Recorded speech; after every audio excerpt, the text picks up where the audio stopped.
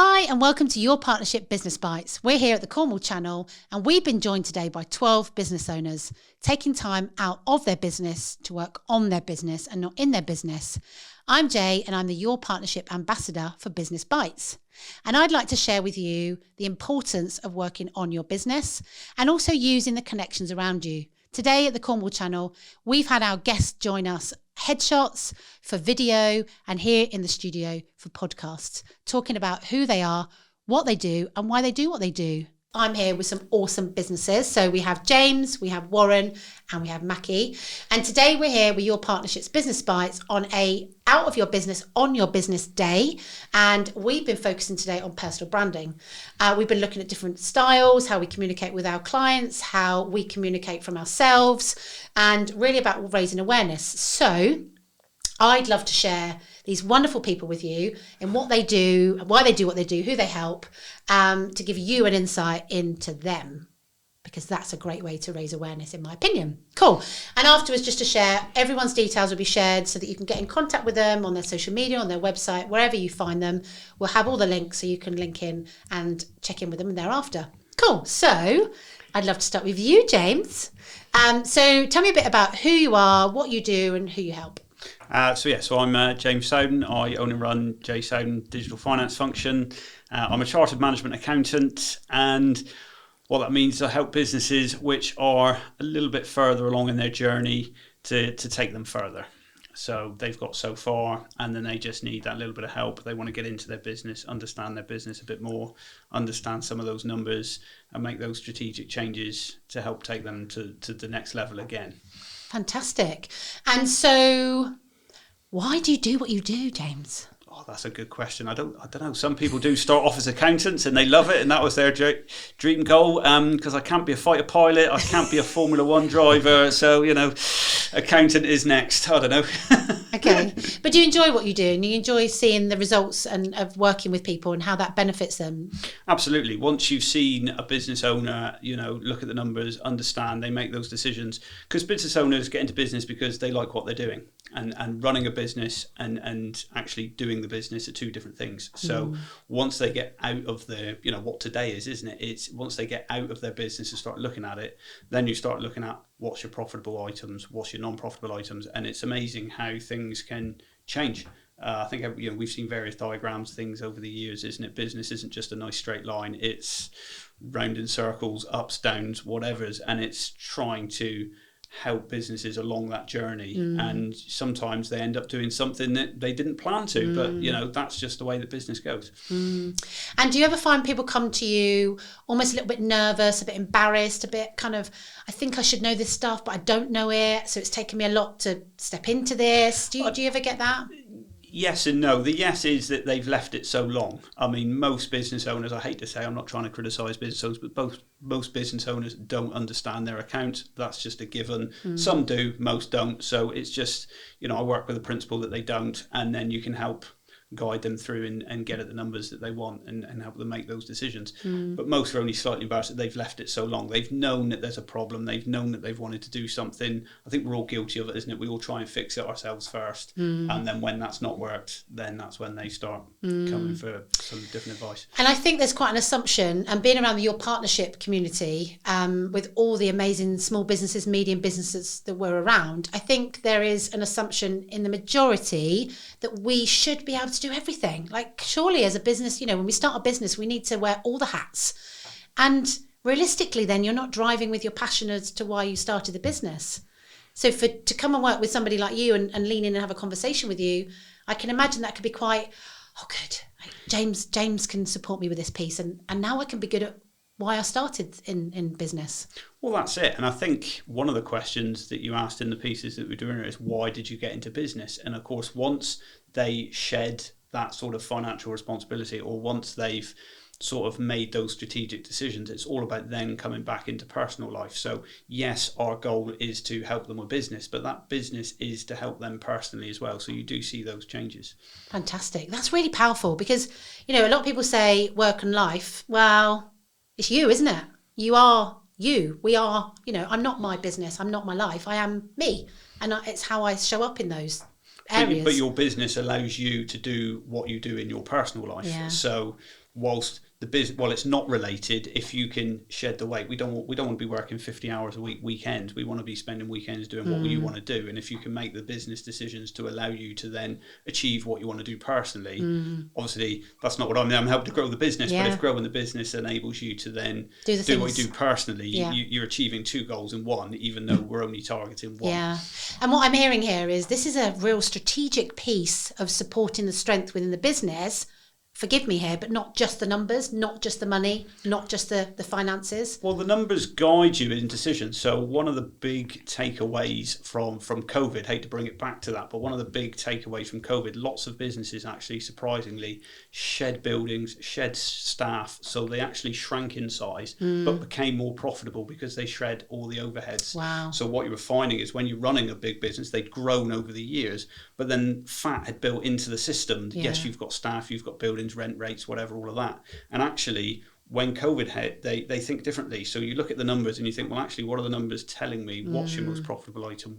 How can I save money? And actually, a lot of them downsized but became more profitable. And that's the ultimate. All the numbers in the accounts mean nothing. It's the bottom line, and it's how you increase that bottom line. So that's quite powerful. Yeah. And really strategic. Yes. Really strategic, which I then feel is the real strength. You're working together and actually growing together rather than, I was just doing my accounts. Actually, no, this is part of the growth, which I think is stunning. So how can people find you? What's the business name, James? Well, us as accountants, we're not very inventive.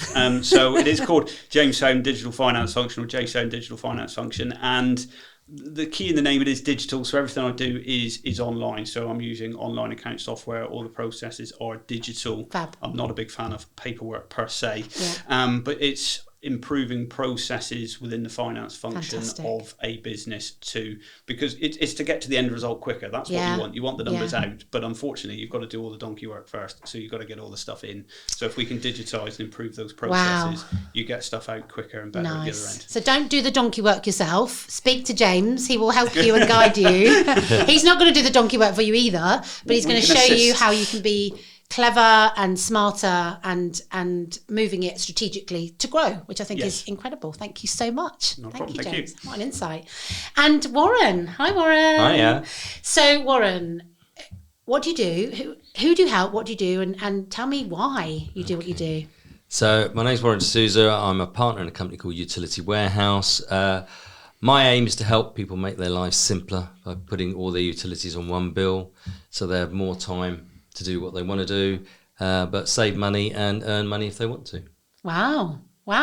And the climate we're in right now, I can only imagine how beneficial it could be just to have a conversation, an opening, awareness. Yeah. Because very similar, as we were speaking to James there, is that, I think some people, I don't understand it, I don't know, I'll just keep paying it, the direct debit goes out, we'll just leave it. But having awareness of it and having you to, forgive me here, but hold their hand could be quite powerful. Oh, definitely. And all I do is, if they're open to having a look and seeing how it works, we do all the switching, we do everything for them, and everything's on one bill. Wow. So one bill, one direct debit, one password, and a personal account manager to look after them. Wow. So it makes their lives so much simpler, but they save money along the way. And I don't charge them anything. Yeah. Which is, So you asked a question earlier on, what would you do in that question about a piece of money? I said, well, I don't actually charge anything. Yeah, which is incredible.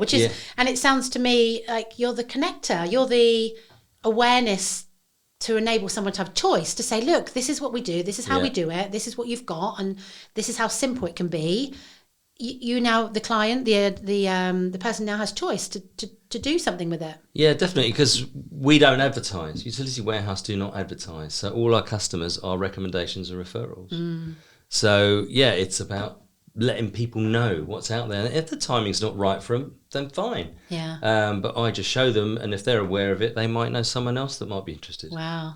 And so let's think somebody's watching now or listening into this and they're intrigued. How would they can get in contact with you, and we'll share your details if they can, but What would that initial conversation, would it be on Zoom? Would it be on the phone? Like, how would you? Okay, so we can do it over a computer screen. We share a screen, or it can be done face to face. That's how traditionally we did it. But James mentioned COVID earlier on. COVID enabled us to do everything remotely. So now I have customers in Scotland that I would never have met. Amazing. And I can support them remotely. So yeah, I'm on LinkedIn, Facebook, and I've got the website for them to have a look at. So what I'm hearing here is get in touch, just have a conversation. Yeah, and the that's all it conversation is. costs nothing. Yeah. And actually you shared there that you don't even charge. You know, the ultimate thing is that you open the awareness of choice for someone to have one bill, an understanding of what you've got, an account manager that supports you through that. Yeah. And Utility Warehouse then supports you to share that word, create that impact, and give people look, my choice. background is Apple Computer for 20 years and I loved it, but Utility Warehouse is an amazing company and I love it. And the whole ethos is for people to pay less. That's all it is. Yeah. And there's various ways you can save money and pay less. Amazing. Especially now. Yeah. No brainer. Yeah. No brainer. So share with me, Warren, why do you do what you do? What do I do? So I've always loved helping people. When I was at Apple, I helped people make the right choice, solutions, gave them options. I did that when I had the hi-fi home entertainment business. And I do that here. So I show them what they can save, make their lives simpler. And if they want to do it, then fine. I hold their hands in the transition and support them along the way. If they have any questions, they can come back to me.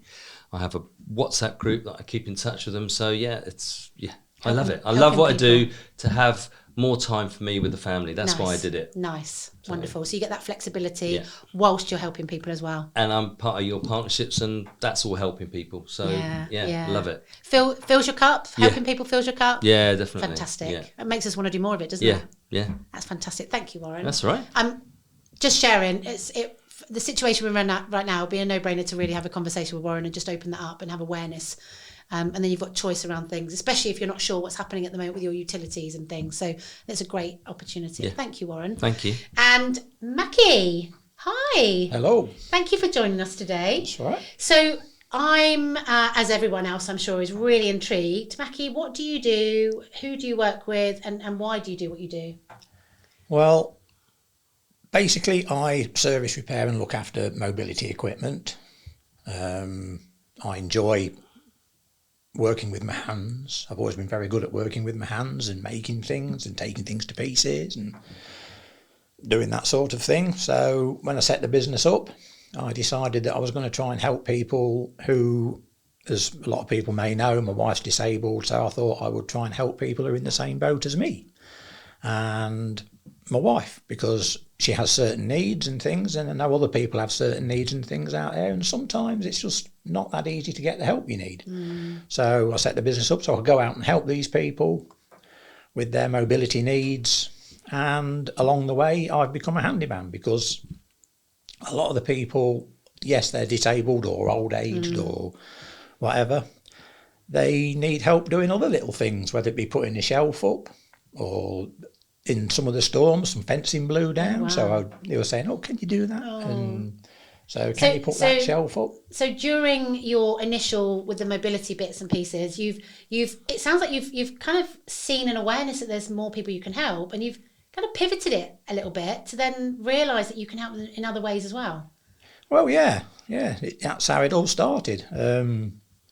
Because people were asking me, did they know anybody who could do this or do that? And I said, well, yeah, actually, I could do that. So, yes, I've gone down the road now where I've got certain customers who I will go and see on a regular basis, whether it be just looking after the garden, trimming the hedge, cutting the grass, whether they want a little bit of painting or decorating done in the house, I can do that.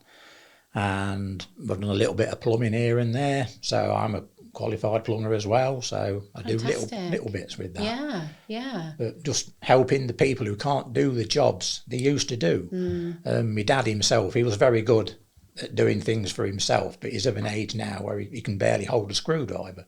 So he pays someone to come in to do it, and it breaks his heart. But I understand that when people get to that sort of stage where they can't do things for themselves anymore, whether it be through strength, illness, then it upsets people to have to get people in. But I understand that, so I try and be sort of compassionate with it when I go in to help people. And I can imagine as well, not only pride coming into it with people not really wanting to ask for help, but then building that rapport with you must be amazing for them. The rapport that you're coming in to help with a few different things rather than having multiple people coming in must be quite soothing and trusting for them to have that with you, knowing you can do multiple bits and pieces and it's you. You know, they trust you and you gain that familiarity. That must be really powerful for them. Well, yeah, I've got regular customers who I'll go and see and probably just spend 2 to 3 hours with them each time I go. They will have a list of little jobs that they want for me to do, and I'll do those, and then we'll sit and have a cup of tea and a nice chat. Nice. And they'll tell me what they've been up to, and I'll tell them what I've been up to. And yeah, we've become great friends with some of them. Fantastic. And what area do you work? What area will you cover? How far will you Mainly travel? my work at the minute is around sort of the Bodmin area, but I'm quite happy to cover the whole of Cornwall. And I have done on various occasions, gone to people's properties down the other side of Camborne and Hale, and I went to one in Callington, and I've also done Saltash. Fantastic. So you'll for travel? various people. You'll Yeah, travel? yeah. I've got my van, it's full of tools, ready to go. Fantastic. Fantastic. And if, I'm thinking now, if there's people listening that have parents or partners or people around them that are in this situation, I think it's really good as an awareness to know that you can come and help, you can come and support, and you're already doing it with so many people and building that rapport and that trust. So those that are listening, if you have somebody, that is in that situation, to get in touch with you. Yeah, absolutely. I've actually got some friends who's trying to convince their parents to give me a call because they know they struggle, and they haven't got the time to keep nipping around doing all the little jobs that they need to do. There's that, yeah. And they keep sort of saying to their parents that, give Mackie a ring, he'll come and do all that for you. And then again, it's a pride kind of thing, and a barrier for some people to overcome, to actually get people come in and do that. But I know they keep saying now that, we'll give him a ring. And they will when they're ready. When they're ready. But they've got awareness, which is really and powerful. then I'll go in there, and like I say, I'll be very sympathetic because I understand because of my own father and how he is. Yeah. And just eventually we'll become friends. Fantastic. I love that. We'll just get on with it. Companion as well as handyman and fixer of many things. Yeah. Well, I recently had a birthday, and I've had a few customers send me birthday cards lovely. and things. So. That's when you know you're doing the right thing. Yeah. When you get birthday cards from your clients. That is fantastic. Okay, wonderful. Thank you so much, Mackie, for sharing. It's really insightful. So just a quick, super hyper-focused round the table here. What have you found? I'll start with you, James. What takeaway or share can you give from what you've experienced here today at the Cornwall Channel? Just really trying to establish a communication with customers. We all, again, it comes back to trying to wear too many hats, trying to do it all ourselves. We're trying to promote ourselves. We've delved into what type of, or how we communicate, and not really surprised by my result, but it's how you then utilize that to speak to customers and get on the right wavelength with other business owners. Yeah, cool. And you found that beneficial? Well, I need to put it into practice. That's the thing. It's like, well, we've got our actions. We've got our actions to take away. So that's fantastic. Thank you. And Warren, how have you found today? Yeah, no, really good. An eye opener for certain things, which was really good. And having the other people in the room as well, bouncing ideas off was really encouraging and good. And I want to promote it more within your partnerships anyway. That's why I'm here today as well. Fantastic. So it's a no-brainer, really. Brilliant. Thank you, Warren. And Mackie, how have you found today? Today's been really insightful. As a new business, I've only been going a year, so still finding my feet quite a bit. But from today and other things that I've done in the past with your partnerships and things, I've discovered that the biggest obstacle for my business going forward is me. And finding out more about me through this course and various other courses I'll be attending as well, then hopefully I'll be able to drive the business forward and help more people. Amazing. And that's self-reflection. And I think the fact that we've started the Business Bites on personal branding, I think is really powerful. And the self-reflection is often not something we go to. It's something that we worry about everyone else, and it's all their fault, and it's a system, and it's all these things. But the most powerful thing you can do in life is have some self-reflection. And what I say is lift the mirror to yourself first. And if you can do that, then you'll have more awareness of the outside as well. So thank you all so much for joining us today. It's been a pleasure. And thank you for joining this podcast. And I look forward to seeing you all soon. Yeah, thanks, James. Thank you. very much. Thank you. Thank you.